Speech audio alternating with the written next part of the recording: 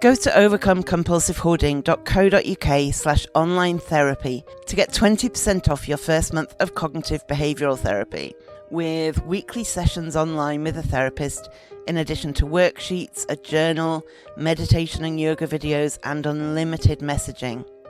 There's strong evidence that CBT can help people who hoard, and accessing therapy online can be affordable and accessible. Find out more and get your discount at overcomecompulsivehoarding.co.uk/online therapy.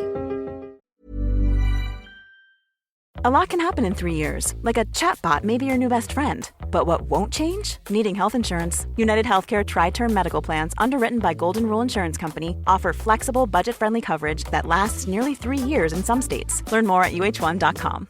Now on Broadway, An Enemy of the People is a New York Times Critics' Pick. Jeremy Strong is one of the great actors of his generation, hails the Chicago Tribune. In a performance the Wall Street Journal praises as powerfully affecting and bitterly funny. Michael Imperioli sets off sparks, cheers the Hollywood Reporter. Victoria Pedretti is luminous, raves variety. From director Sam Gold and playwright Amy Herzog, An Enemy of the People is urgent, electrifying, and haunting, declares USA Today. An Enemy of the People, on Broadway through June 16th only. Say hello to a new era of mental health care. Cerebral is here to help you achieve your mental wellness goals with professional therapy and medication management support. 100% online. You'll experience the all-new Cerebral Way, an innovative approach to mental wellness designed around you. You'll get a personalized treatment plan from a therapist, prescriber, or both in a safe and judgment-free space.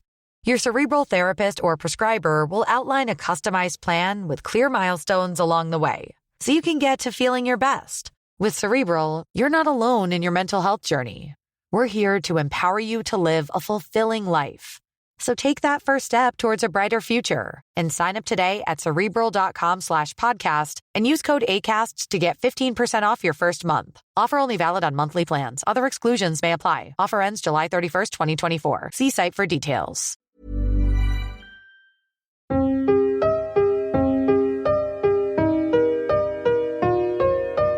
Welcome to the Overcome Compulsive Hoarding with That Hoarder podcast. I am drowning in stuff and trying to find a way out. Listen as I explore the issues and delve deep as somebody profoundly affected by hoarding disorder.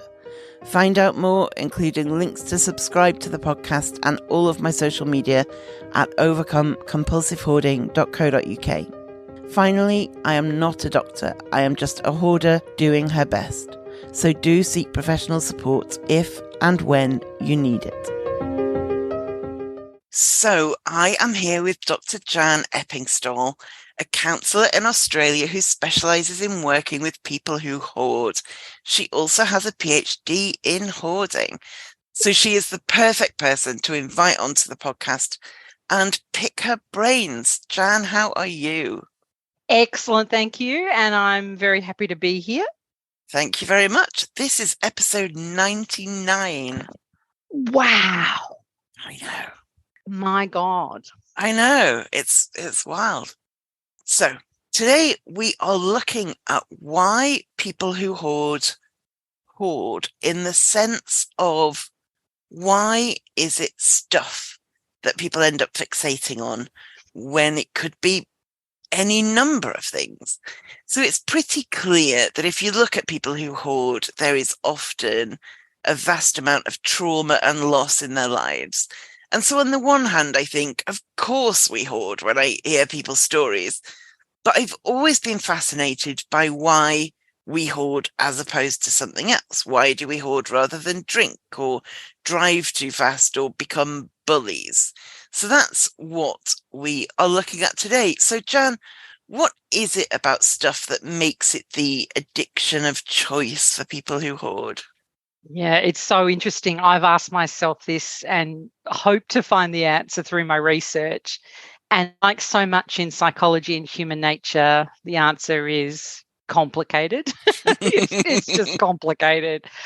But I do think that because our stuff defines us to some extent, we tend to display evidence of our personalities through it, like books, denote intelligence or perhaps open-mindedness or creativity, for example. And some people, the trophies and ribbons from past triumphs when we were kids kind of shows that we were good at something at some point. But the ambivalence, we've talked about this before, about the ambivalent sense of self seen in hoarding and the inability to kind of be decisive about who we are and therefore what we own, and it feeds into this. So people who know who they are can quickly identify if they're the type of person to wear flashy clothes or ostentatious eyewear or whatever. They kind of go, this is me. I know that that's what I want to wear, or that's how I want to be perceived. But if you're not clear on who you are and haven't done that work to find out, you kind of are likely to want the stuff so you can be a different person until you feel kind of like one clicks into place. I was recently talking to a client about this, about the true self, their true self, and it raised this exact point. They were describing being a different version of themselves with almost everyone in their life. So every single relationship was kind of this, she was a different person. Yeah. No one knew their true self because, they were worried, I might disappoint. I might be a disappointment to someone. I might not live up to the person's expectations. So feeling that need to compartmentalize relationships without allowing them to kind of mingle led this sort of sense of ambivalent sense of self. But for me as a therapist, the key to why stuff is the source or the center of someone's addiction. It's the function of saving and acquiring the items. Why do we do that? What do we use them for? So common themes include things like avoiding feelings of guilt, remorse, or shame, feeling incomplete or unsafe, perhaps demonstrating one's ability to follow the rules, the shoulds, the musts in our lives. So keeping things that, I should have that, so therefore I can't throw it out. Another one which I find reasonably often with the older generation is the reminder of the golden years when we last felt happy and alive, wanting to keep that concept of ourselves. Tends to be physical objects, even as evidence of the pain and hurt we've once suffered. Even want to keep reference to that because it gives us a sense, I've come through that. Yeah, it validates I don't know, validates that it happened, right? Exactly. But alcohol and drugs kind of dull the pain, and they're an escape for a short time. Gambling gives a person a chance to dream of that freedom if they won the money, and then a dopamine hit when they win. But to come back to that question of why stuff is the addiction of choice for people who hoard, I think there's a couple of things that are factors that are relevant.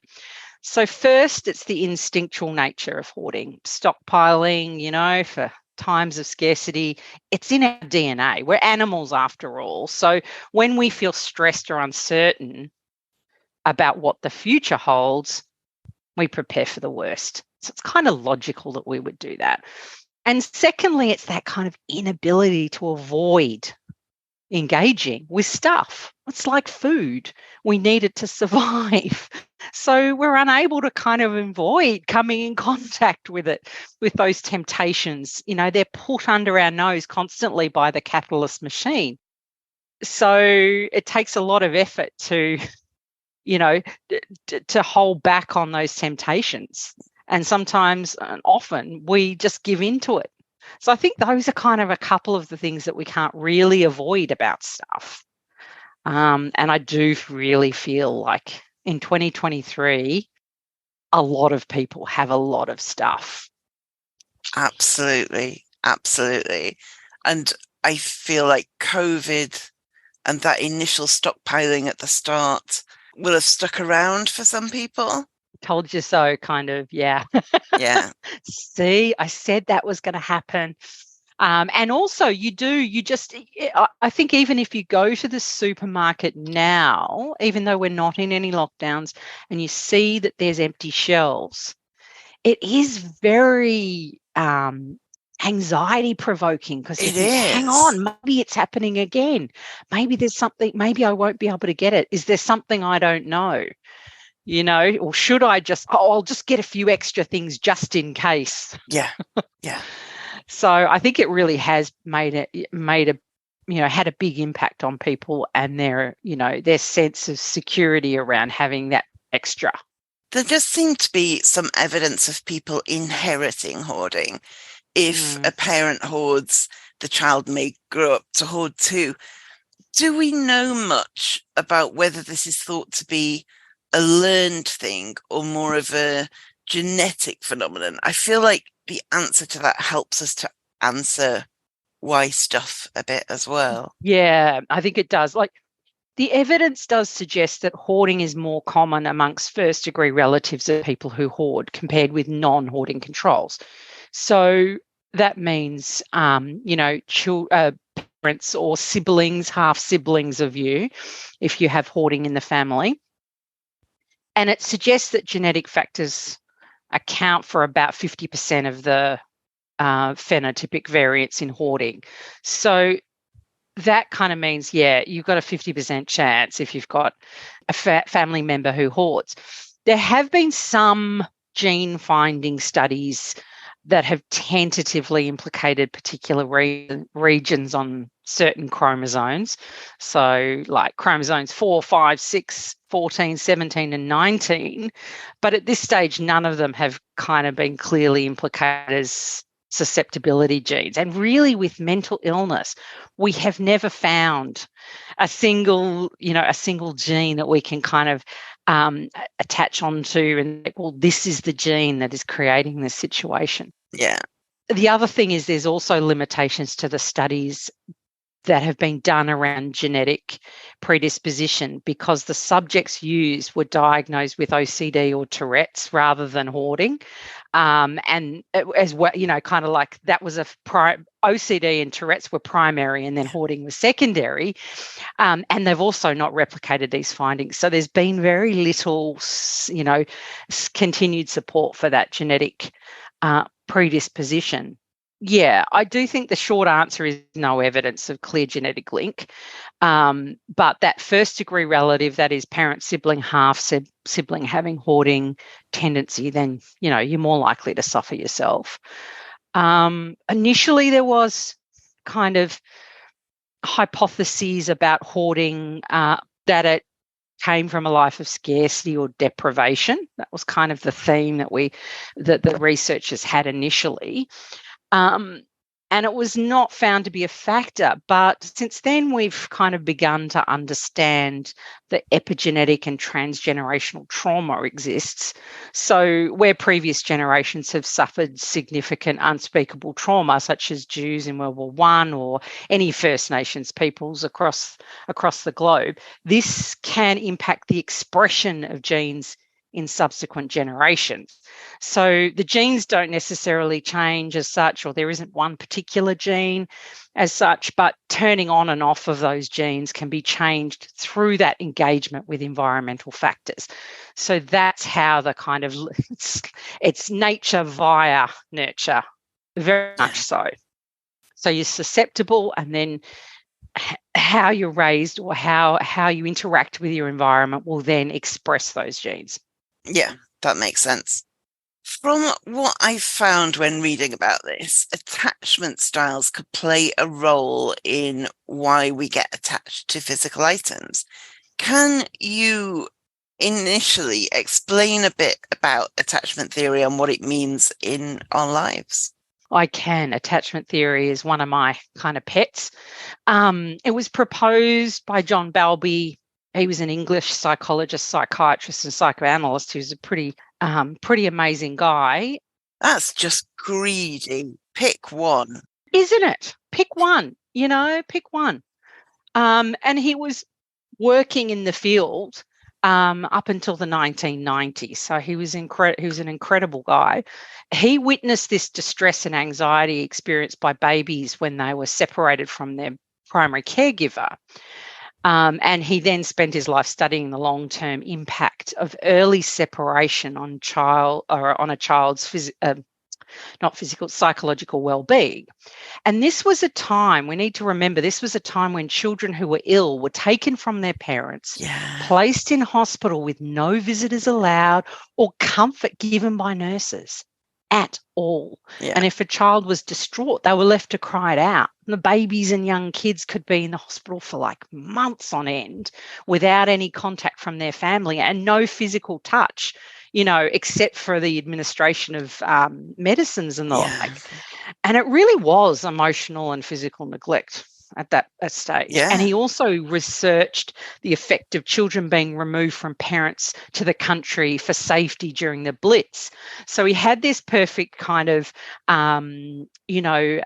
natural experimental design that he could use without having to take some babies and remove them for the sake of the experiment. So lucky that, I mean, it's not lucky, but it's lucky in a way, you know, and well, we're lucky that he wanted to understand that. Because if he hadn't have wanted to understand that, we could have wasted that opportunity. But it's not it's not something we could ever do now. Because ethics would no. But he believed that humans evolved with this biological instinct to form strong, enduring bonds with their primary caregivers. So from birth, we are the centre of our primary caregiver's emotional universe. They tend to all of our needs and they help us manage our emotions, provide nourishment, stimulation and comfort. So that was his initial kind of like, we need to know that there's these strong, enduring bonds. Now, his research was extended by Mary Ainsworth. She was a developmental psychologist. She extended Bowlby's research by developing the strange situation experiments, which then formed our understanding of the types of attachments that people can express. She was another amazing scholar. She began her undergraduate studies at the age of 16 at Toronto University. Unreal. And one of the things she did a PhD, she did her master's and then PhD like so quickly, so young, amazing woman. One of the things she did was observe mother-infant interactions when she did a visit to Uganda. And this kind of formed the basis of her research. I really encourage you to have a read up on her career because her findings have had such a big impact on attachment theory. She did this stranger situation where she'd have children come into a room with some toys and there'd be this, someone that this little child had never met. They were usually around about 18 months old. The child would then be left. Mum would say, "See you later," step out for a period of time, and then they would observe what that child did. And there was these quite distinct sort of behaviours that came about. And they found that secure attachment was evident when kids would initially be a little upset. If they were secure attached, they'd usually be a little bit, "Oh, where's mum gone? What's happening?" And then the person would kind of say, "Oh, yeah, have a play with some toys." And the kid would settle in. And then when mum came back, run and hug mum. This is fabulous. Great, mum's back. But then there was that was a secure attachment. So that was, in times of threat or need, the child was able to seek out the caregiver for comfort and security and was kind of like a safe haven for them, and acting as like a secure base to explore and gain new skills. And they were beginning to understand that they exist as separate from their caregiver. So at that 18-month stage, they're kind of a little bit of independence. And the secure ones, they got a little bit upset, but when the mother returned, happy reunion. But there are these other 3 types of attachment that Mary decided she would call insecure attachment. And one of those is if we experience unreliable or inconsistent interactions with our attachment figure, which is usually our mother, even to this day. One may exhibit anxious attachment. So you'd identify that by clingy or controlling or proximity-seeking behaviours. So that child in a stranger situation would scream and cry the entire time, probably not take any notice of toys, would be at the door, waiting for mum to come. The next type would be a child who had repeated rejection or punishment by their attachment figures. And that would lead to this avoidant attachment. And this is like a deactivation of the attachment system, evidenced by a defensive behaviour and a denial of need for close relationships or support. So this kid, the mum would leave, the kid would take no notice, go and play with the toys, mum would return, and child would take no notice of mum. In fact, would turn away perhaps from mum and just pretend like, you're back? Whatever. So that's your avoidant kind of, I can look after myself. I know that I don't need anyone type of individual.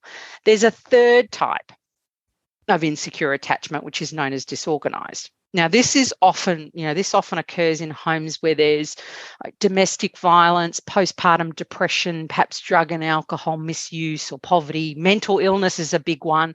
Anything that leads primary caregivers to be erratic and unpredictable in their care. Yeah. So these kids would be maybe a bit dazed or confused or sort of erratically. They might 1 minute be clingy and then next minute be avoidant, and they can actually be fearful of their caregiver because they're not sure. Mum might change with the wind, so I need to be prepared. And I think this attachment to our primary caregivers, we don't necessarily realise the extent that how we were mothered impacts our lives until we reflect on our upbringing. Even when we compare it with others, I guess, you have chats with people and you kind of go, oh, wow, you had a completely different life to me. It's kind of when you start having sleepovers at friends' houses, I think, is a big like, oh, that's interesting. That happens. And then again, when you leave home, I think, and maybe live, if you house share, something like that, I think you then start to go, oh, not everybody does that. Or exactly. And it can be quite, it can be quite destabilizing if you kind of haven't thought about it before. Yeah. But, far from being under our control, the way, our primary caregiver responded to our needs from the moment we were born, it impacts how we treat those closest to us now. And our relationship with our primary caregiver is like a template, and we use that for all future relationships, romantic, familial. We just kind of use that template and stick it on top and we go, well, that's how people behave together. But, attachment insecurity, although it doesn't cause psychopathology, it has been linked empirically with various forms, generally related to like negative thoughts about your self-worth, shame, unstable identity, which reflects back on what we were talking about before. And it's not sufficient to cause mental illness, but what it does do is significantly reduce a person's available psychological resources in challenging circumstances. And if we grew up in a home where someone who hoards, like this is, I believe, analogous to an attachment trauma, and it could lead to disorganized attachment, definitely. I think that would be highly likely if you grew up in a significantly hoarded home yourself. Yeah. So when something goes wrong, you don't have the reserves that another person might have to be resilient in that situation necessarily. Exactly. And you kind of go, oh, right, now I'm on my own. How did I deal with that before? Well, there was either someone there to take the pain away immediately, or there was no one there to take the pain away, or there was someone who was sometimes there and sometimes not there. Exactly.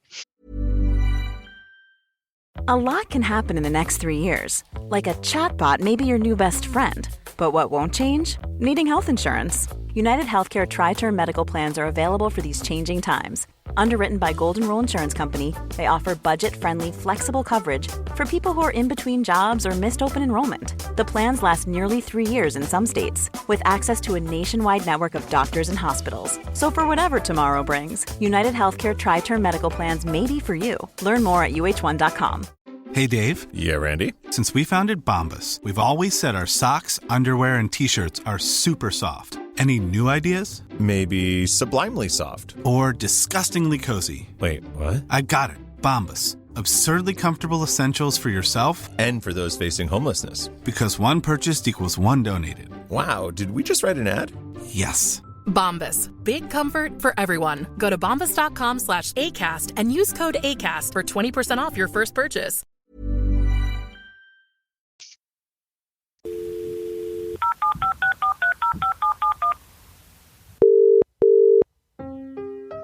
The listener voicemail segment has a monthly theme to help you think of something to say. So for July, the question to answer is, what is a lesson you've learned recently? Maybe you've learnt that avoiding certain shops helps you to keep your acquiring under control, or that the world doesn't end if you run out of something you thought you needed. This is your opportunity to share your learnings with us. Have your say with your voice. If you want to record a voice message to me to potentially play on a future podcast episode, go to overcomecompulsivehoarding.co.uk/voicemail and leave a message. The topic for July is a lesson you've learnt recently. Let us know what you're thinking at overcomecompulsivehoarding.co.uk/voicemail. So what do attachment styles have to do with both emotion regulation and possessions?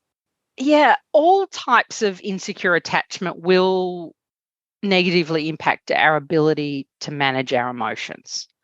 So if we're not attended to appropriately and kind of taught to self-soothe in our early years, birth to 2 years, our ability to express and manage our emotional landscape will be impaired significantly. We kind of look to that primary caregiver and our relationship with them as that template, as I said before. And if we haven't been attended to properly, maybe we've had an over-involved caregiver who kind of helicopters around us and puts us in a padded suit to go to the playground and kind of fixes everything for us, then we're unprepared to kind of manage any strong emotions when we mature. Or we might have had an under-involved caregiver who kind of ignores us, pays no attention to our emotions and neglects our needs. So, or confusingly different ones on different days.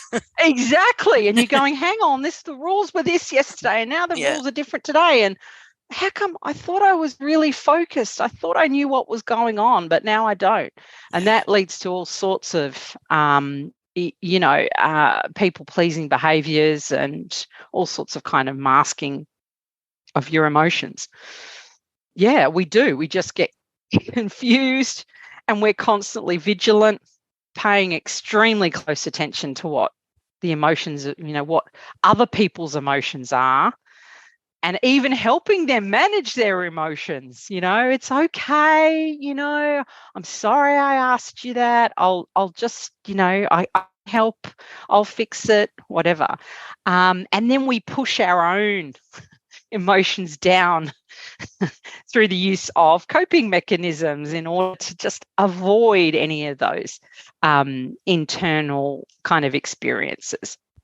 So if we haven't got that person to go to, we've got someone who smothers us, or we've got someone who ignores us, or we've got that kind of inconsistent person, we might use something like a toy or a teddy bear or a blanket or things in our room to kind of manage our emotions when we feel shame or rejection. And that could eventually, my hypothesis is it might end up in this excessive attachment to our belongings, particularly when we love sort of cute, cuddly things, or, sweet things. I really do feel that there's that necessity, that there's this link back to a childhood of maybe missing out on some of that. And then avoidant attachment might encourage people to use possessions to express, like to gain power over others or impress people or make connections or feel self-confident. So it depends on what type of insecurity you have, but that's our way of managing ourselves when we haven't learnt how to do that in our early relationships.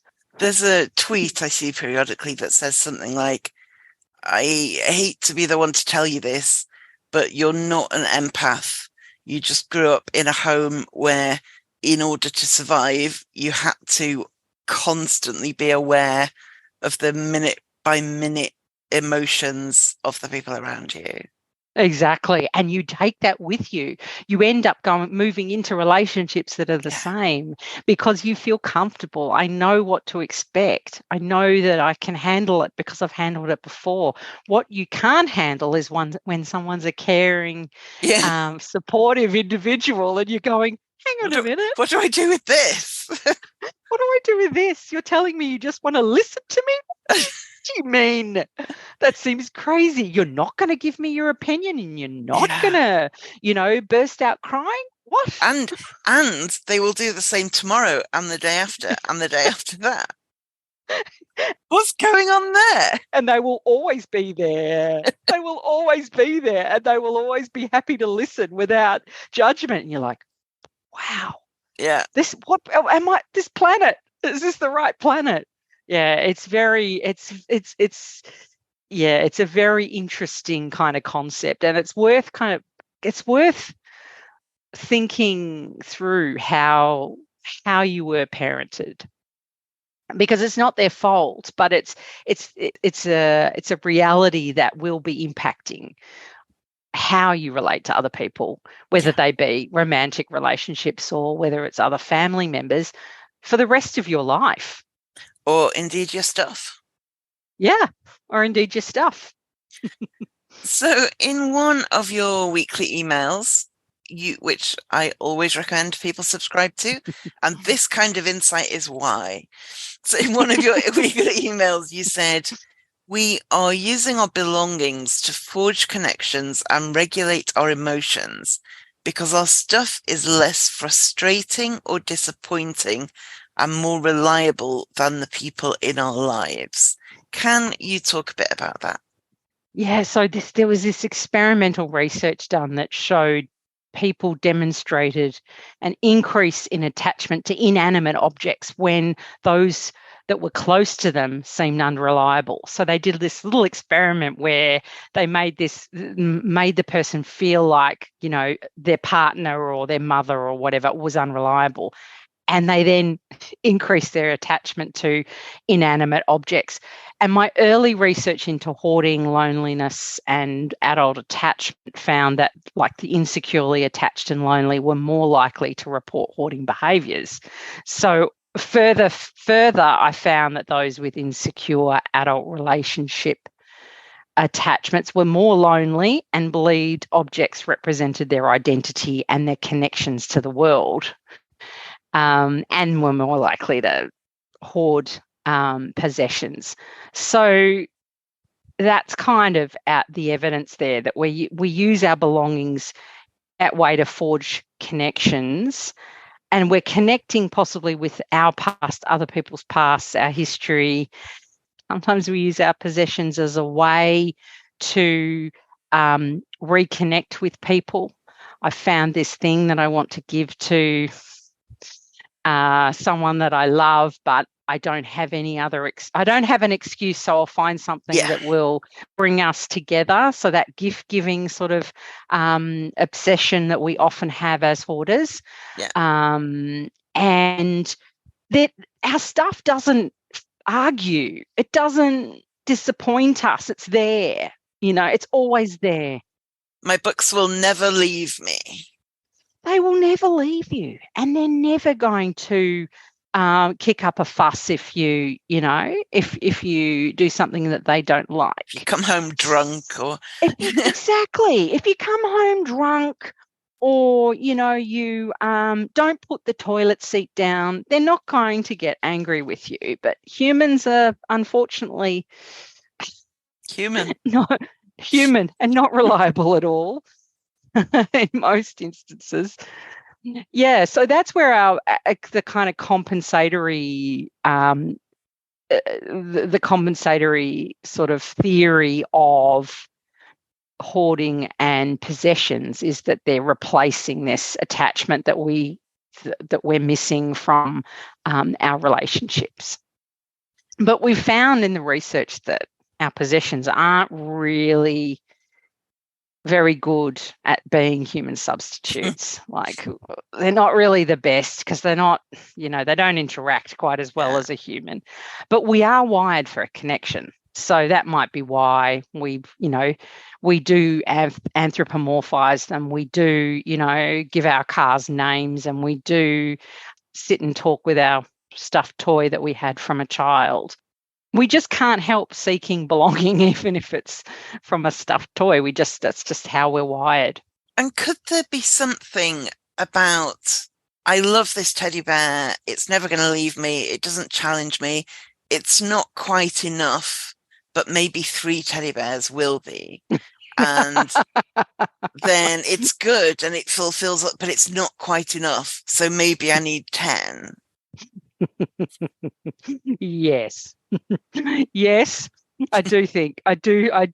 Yes. More is better. Like, surely more will make everything go away. And then after you've got 50, you go, didn't really work, did it? Now, how do I get rid of 50? Yeah, because they're all my friends and they're all my friends. Yeah. They really are. And I remember when I bought them, and I remember, how I felt when I bought them. And I couldn't possibly let them go, because then I would be abandoning them like I was abandoned, or like, So what is a transitional object, and what is transitional object attachment? So this is a theory that was developed by Winnicott, who was a contemporary of Bowlby in the early to mid 20th century. And he described a transitional object as that first treasured possession that a child finds soothing and comforting, and has been considered to kind of stand for the primary caregiver, in which most cases this is the child's mum. Now, for my children, both of my boys, the thing that became that transitional object was the muslin that they were wrapped in. Yeah. Every time they were fed, every time they were put to bed, it was the muslin they were wrapped in. So that became that treasured object, because it kind of stood in for me when I wasn't in the room. It probably kind of smelt a little bit like me, and it was kind of soft, and mum's kind of soft. So they made that kind of connection. Now, it's not a replacement for the mother. The idea is that it's an intermediary between the internal and external reality for the infant, that it's like a path or a step towards independence from the mother. So that's why it works when you drop your child off at childcare, for example, that they've got that special object. Have you got your teddy? Have you, yeah. Have you got your teddy? Have you got your cat? Have you got your blankie? Yeah. And they will be able to have a nap and know that they've got those 2 objects. And it is really, okay, I'm away from mum, but I know that I can use that to kind of self-soothe and connect and relax. Yeah.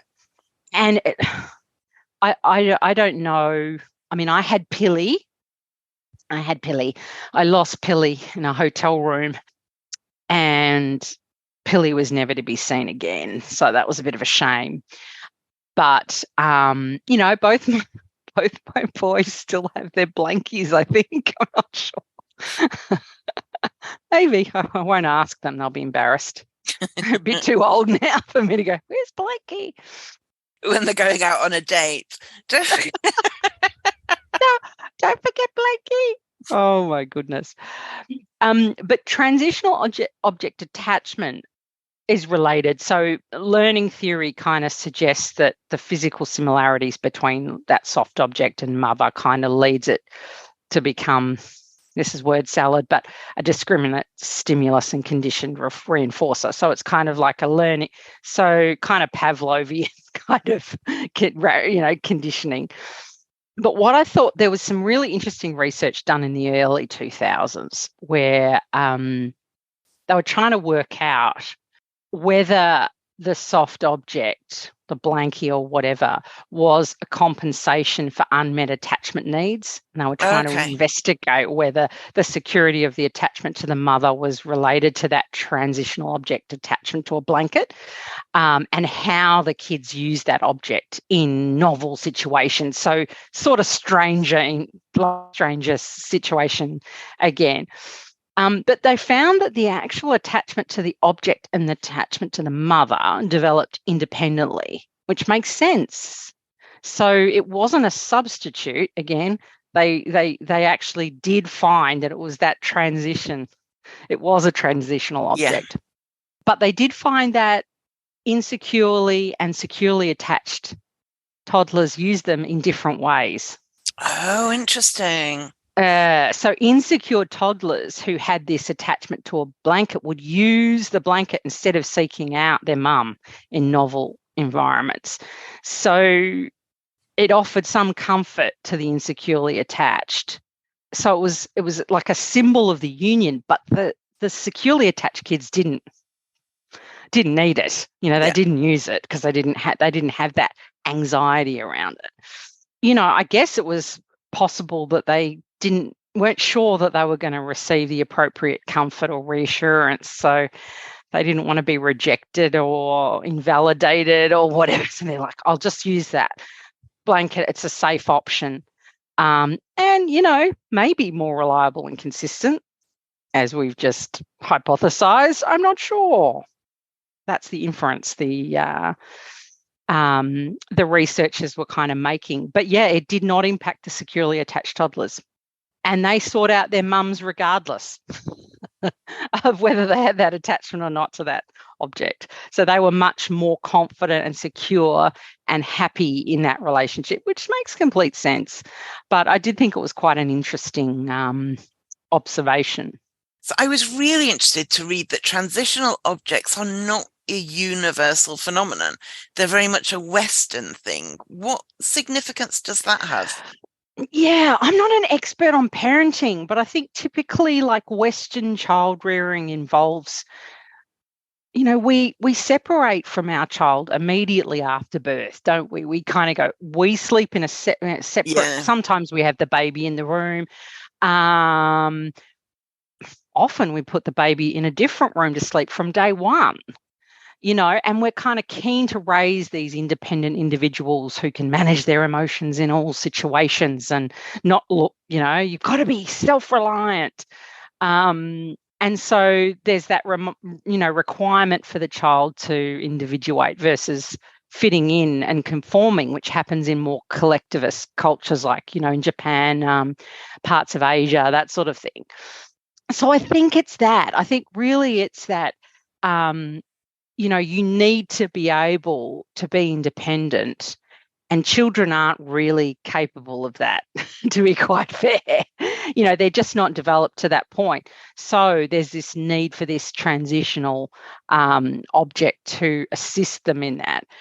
But I don't know enough about the comparisons, but I do know that it was only really found in Western cultures or in Westernized cultures. And I do think it is that we want them to be individual from word go. Yeah. So I don't want to get them to sleep. Otherwise, the phrase is always, I'm creating a rod for my own back. That's always the phrase. If they rely on me to rock them to sleep, they will never get to sleep themselves. So from day one, I'm putting them down and their job is to self-soothe and get themselves to sleep. That's a lot to ask of a new baby. I agree. They're so tiny. You just think, oh, how can I just let you cry? I couldn't do it. I could not do it. It was heartbreaking. And, when you're a mum, that sound of the baby crying is visceral. It just makes your heart kind of clench and you feel physically ill. And I had a crier. The first one was a screamer.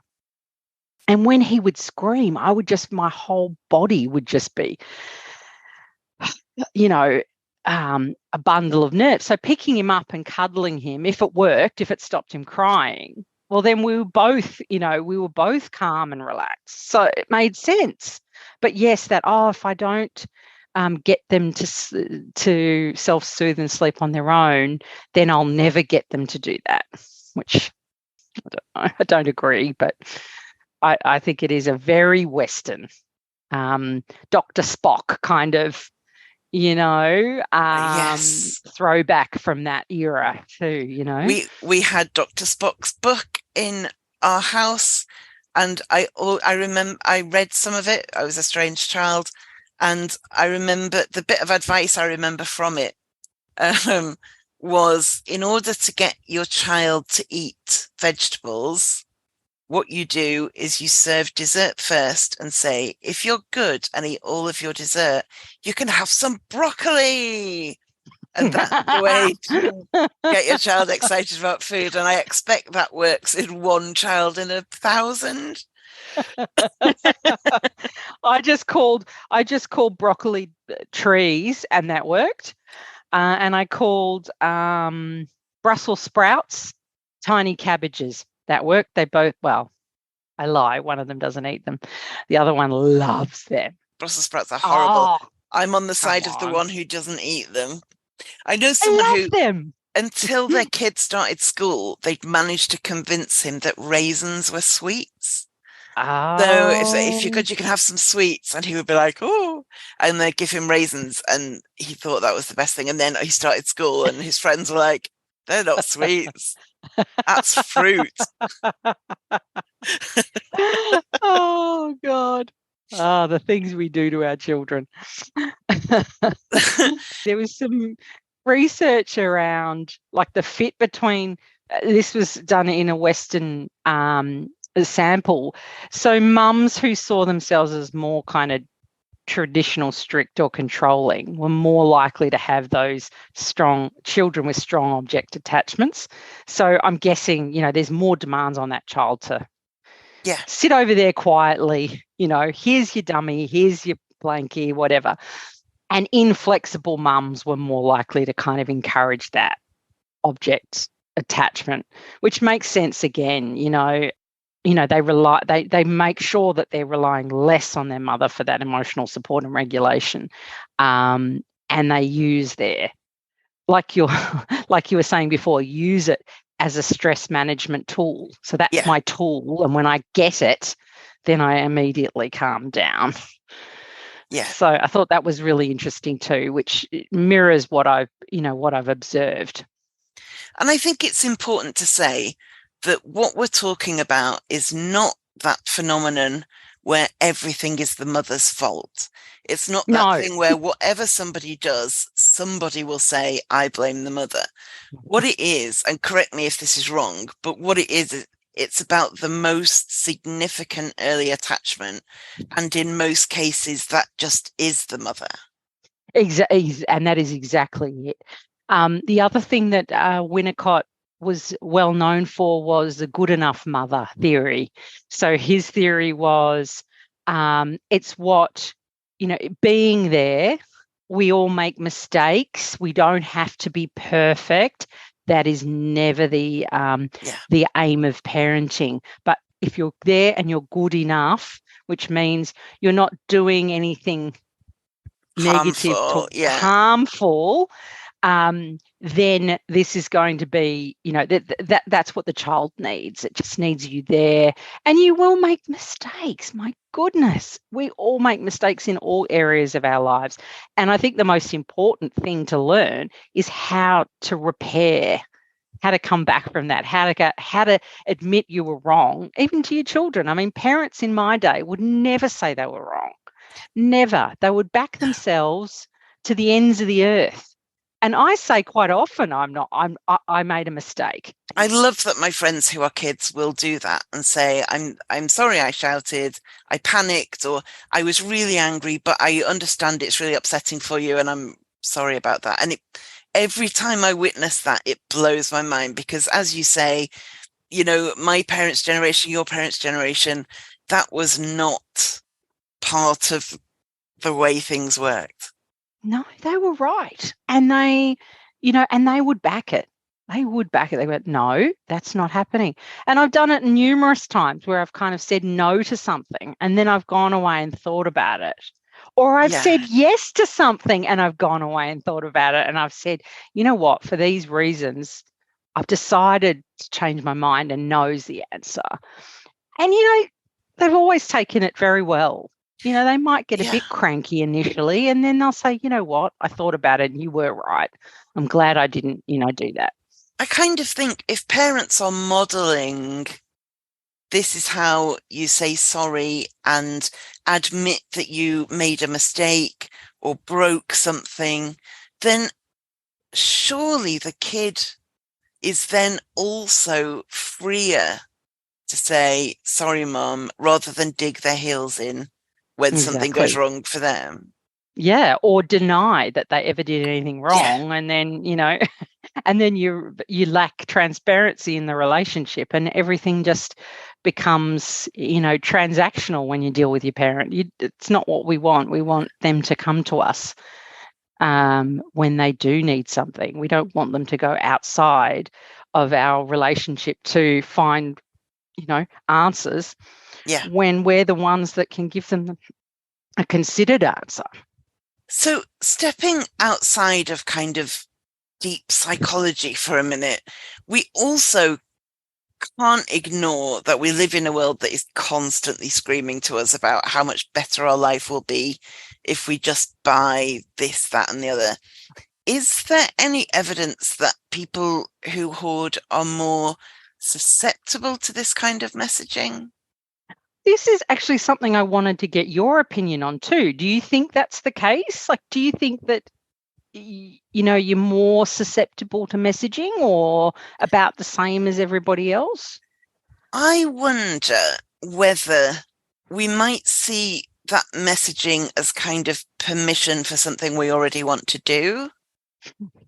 That's interesting. Yeah. I don't know for sure, but I think, sometimes you need one of my friends said, I'm great to go charity shopping with because whenever she picks something up, I'm always like, oh, you've got to get that. And I'm just like, I'm her permission from start to finish to buy everything she likes. And sometimes we do look for permission for something that we definitely want. And I wonder whether we then use marketing or influencers or whatever as that permission. Yeah, I mean, there's very little around this topic. There's quite a bit around attachment style and consumer behavior. There's quite a bit around that, which is quite interesting. But I think these messages that grab us and tell us we'll be better, if we buy some shiny doodad, I think it leads all of us to be irresponsible consumers in general. And the majority of us are kind of careless with our possessions and we cast them aside. We cast aside that old thing, which probably isn't old to most people, for some shiny new model. And I think often the abhorrence of waste and the concern, that environmental protectionism, kind of perfectionism and protectionism rises up in hoarders and they want to save everything because some horrible person threw it out. Yeah. So it's kind of, in a roundabout way, everybody is susceptible to those messages, but some of us are just able to let go real easy because something new's come into our lives. Whereas, the shame and the guilt around being irresponsible consumers kind of, eats you up more than it probably eats up others. Yeah, because it's undeniable that our generation buys multiples more than our grandparents' generation bought. Oh. And in order for that to be livable, things need to be going out as well as coming in. And if they're not, that's when it literally piles up. Yeah. And if we, it happens quite often. I see it happening where one person will say, oh, I've just got this new thing, I'm just going to get rid of that.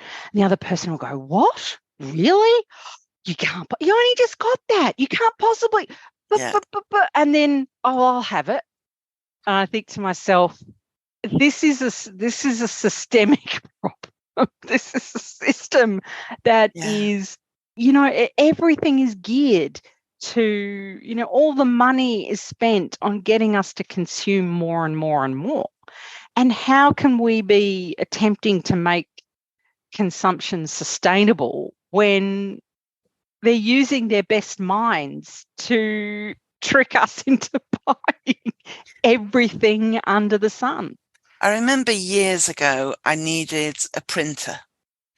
And I know they are the worst inventions in the world. But anyway, so I went to, this was the old days, so I went to a shop and I was looking at the various printers, and there was this, I only needed something really basic, and the most like basic printer cost, it was like £30 or something, which is about $50 US.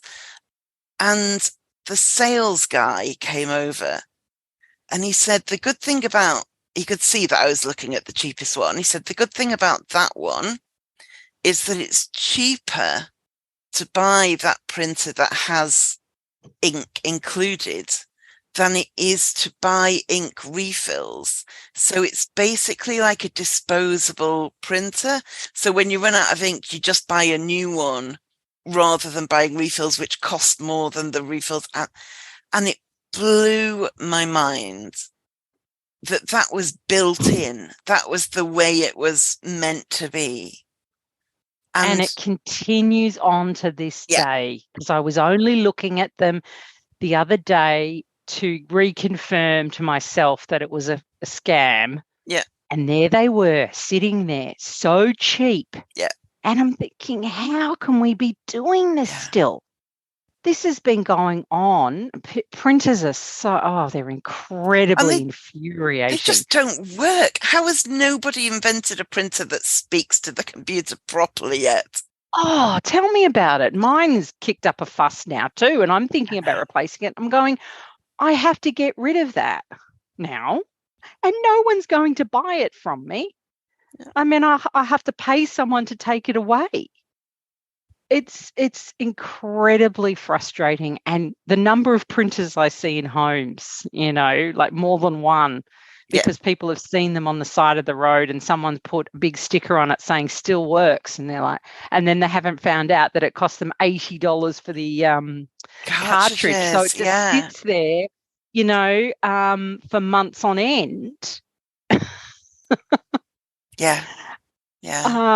we're making it more difficult for ourselves and for everyone else. As a society, it's crazy. And when you visualize the landfill that all this stuff ends up in, it's the vastness. I know there's not one landfill in the world. I know they're not all going to one place, but even just your average city's dump or whatever it's called in different countries, and that's just one city in the entire world. And that's not to say we shouldn't throw things away. No. But it is to say we need to be careful about what we acquire in the first place. Yeah. I mean, the letting go of the things that are in the home right now. I mean, they've already been produced. They're already waste. They've already been paid for. They no longer have that value. But we really need to be much more vigilant about what we bring in, because we know once it comes into our homes, regardless of whether, you would identify yourself as a hoarder or not, it is so hard to get that object out. Yeah. Yeah. It's getting harder every day. It's getting harder to donate. It's getting harder to recycle. And I just feel like we need to just double check ourselves when we go and get looking for that little dopamine hit. Is there something else I could do that would, could I call a friend, or could I, instead of buying that lipstick, because that used to be my thing. I'll go and get some nail polish or some lipstick or whatever, that's a cheap, and, ended up with 100 bottles of nail polish and 100 lipsticks that I never used. And they dry up and then, yeah. So it was like, I just need a little pick-me-up. Yeah. I would have been better off ringing a friend or, or going for a walk or doing something else, Yeah. And it feels important to point out that a lot of people who hoard do not have a problem exclusively with stuff. It's not like it's stuff or necessarily. A lot of us have other maladaptive coping mechanisms alongside it. I self-harmed for a long time. Others may have substance use disorder or, even push themselves too hard at work or unhealthy relationships. It's not like it's one or the other because we're complex beings, right? Oh, exactly. And many of us struggle.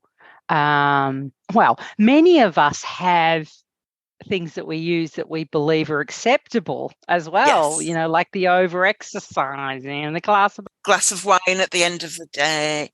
Exactly, a glass of wine every day or whatever it might be. We kind of classify things as being appropriate ways of coping and inappropriate or maladaptive and adaptive. But the thing about stuff is that up to a point, it's acceptable, right?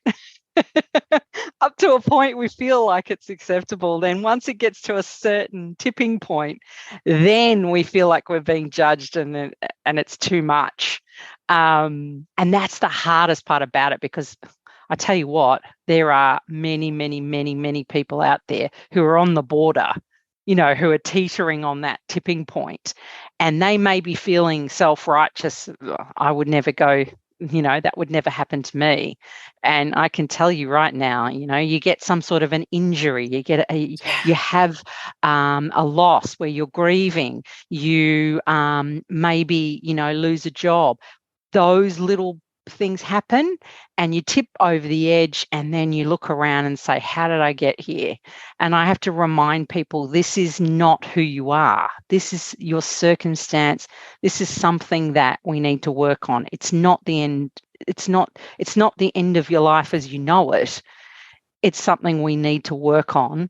And that's really hard because people want the shame they feel. They want to just shut down and go, well, this is, this is obvious. It's obvious that I'm this terrible person for the way I'm living. It's like, seriously? Those things that happened just tipped you over. It's like people say you're only ever 3 paychecks away from homelessness or something.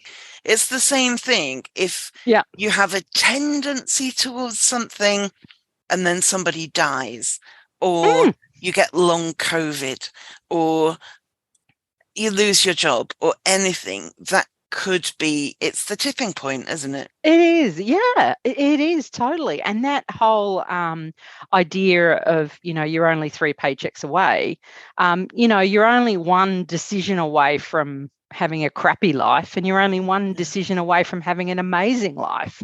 It's like, either way, we're just, we're all we're all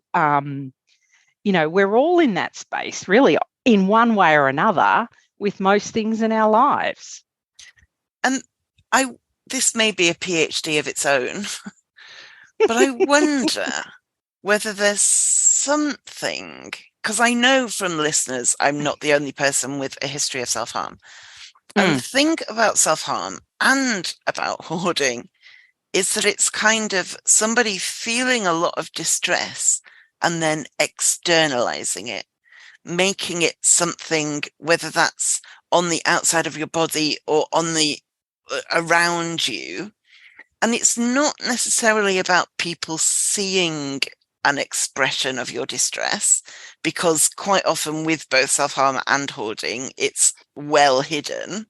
So it's not about expressing it externally for people to see, but there is something about, I can't cope with this inside me. Let's make the chaos on the outside. Outside. Yeah, it's very interesting. I don't know. That's kind of an interesting concept, because I do find that most that I come in contact with are that they are externalizers, Yeah. That's kind of their go-to. Yeah. And I can see how that, and as you say, there is some overlap with self-harm, with other sorts of body dysmorphias, all those kinds of things. And I think, well, yeah, they're all kind of external, aren't they? There is some way of controlling what's happening inside, because you feel you can't handle it inside. But if it's outside, I can do something about it. I can manage it somehow. Yeah. And also back to that thing about tipping point. When I worked with young people who self-harmed, they almost without exception also had some degree of eating disorder. And what would happen would be one of them would be reasonably under control while the other one was out of control. And then, so they would be self-harming very severely, but eating. And then they would manage to reduce their self-harming behaviours, but then couldn't eat. And so I'm thinking also, if you are drinking and almost hoarding, and then you start to get your drinking a bit under control, that could also be a tipping point, couldn't it? Yeah, because you haven't found that adaptive coping mechanism. You're just constantly juggling the maladaptive one to another, and I see that quite often. I do see that quite often. And it's something, it's about coming to terms with that there needs to be something else. There needs to be some other coping mechanism that you can you can bring into part those two things that are just one-upping, up. It's just like a seesaw, man. It's, it's really hard. And it's not great for your health, of course. I mean, all of these things are just very, and that can then impact on your energy levels, how well you're able to deal with all sorts of things in all areas of your life. I read a study the other day. They looked at older people who hoarded compared to older people who did not hoard, and how much more disabled in a multitude of ways the people who hoarded were. Yeah, the functional impact of hoarding on a person, how disabled they are. It's just incredible. Yeah. And that's often, it gets to that point, it gets beyond that tipping point, and then you look for help. And I just would love people to seek out help if they can, kind of before they get to that point, because and I know that it's so shaming to invite someone into your home, but really, like, we've seen it all, and we understand the underlyings, in ways that this can impact your life. So that means we sort of are really ready to help if you're ready to accept help. But I know it's really hard. I know it's hard. And I just tell everybody who contacts me, you've done so well making contact with me. This is such a difficult thing to admit. Love that. Jan, thank you so much. Your insight is so valuable, and yeah, you're fab. Jan, if people want to find you online, where can they do so? So if you want to check me out on Instagram and Twitter, you can contact me on @stuff_ology or Facebook, Stuffology Consulting, or you can shoot me an email, jan@stuffology.com.au. But come on over to the website and sign up for the newsletter. I send that out. I don't use snail mail.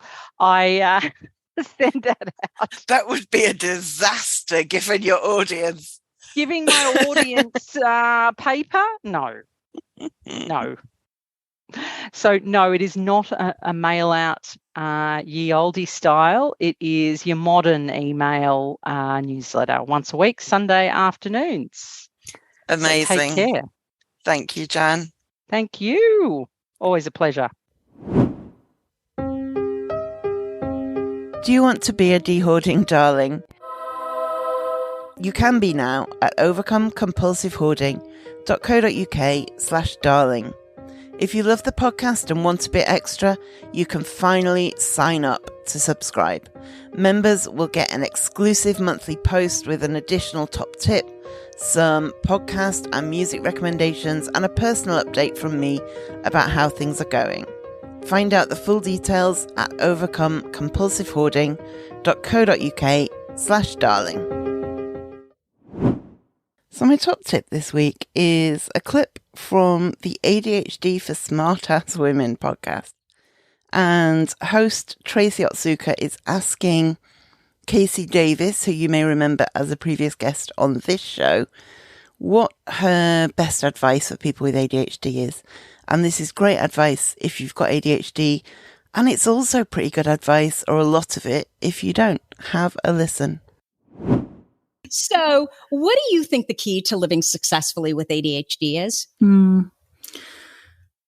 I definitely think really same approach that I think with care tasks. I think having a strong foundation of moral neutrality.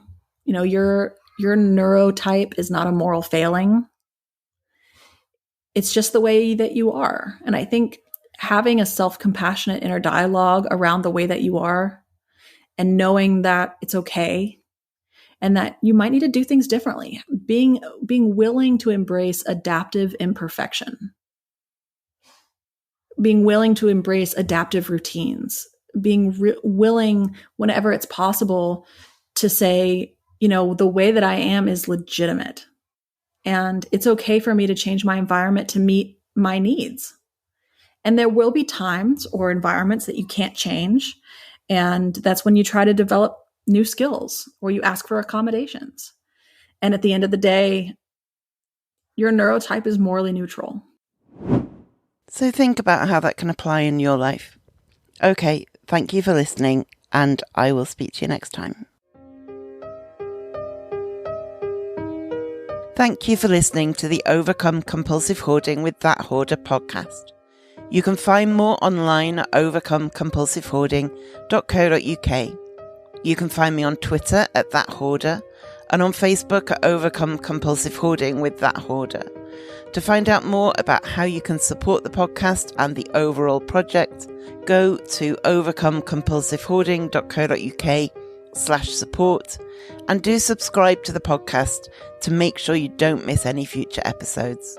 There may be links in this podcast that earn me money. This doesn't come at any extra cost to you if you ever make a purchase through the links, and it helps to support the future of the podcast.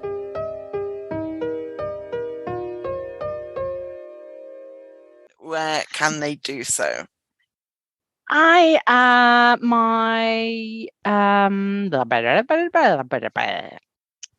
You can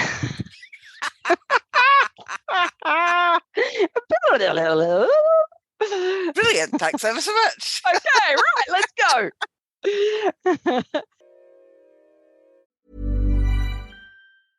Now on Broadway, An Enemy of the People is a New York Times Critics' Pick. Jeremy Strong is one of the great actors of his generation, hails the Chicago Tribune. In a performance the Wall Street Journal praises as powerfully affecting and bitterly funny. Michael Imperioli sets off sparks, cheers The Hollywood Reporter. Victoria Pedretti is luminous, raves variety. From director Sam Gold and playwright Amy Herzog, An Enemy of the People is urgent, electrifying, and haunting, declares USA Today. An Enemy of the People, on Broadway through June 16th only. Hey everyone, Craig Robinson here. I want you to check out the Ways to Win podcast, brought to you by Ford and the new 2024 Ford F-150 truck. On Ways to Win, Coach Cal and I will discuss leadership lessons we've learned. We know all about the days spent perfecting your craft outside of the limelight and have knowledge to share about how strength, inspiration, encouragement, and adaptability are the key ingredients to drive toward your dreams. And those same ingredients can be found in the new 2024 Ford F-150 truck. So check out my podcast, Ways to Win, and also check out the new 2024 Ford F-150 truck. Learn more at Ford.com. Built Ford tough, built Ford proud.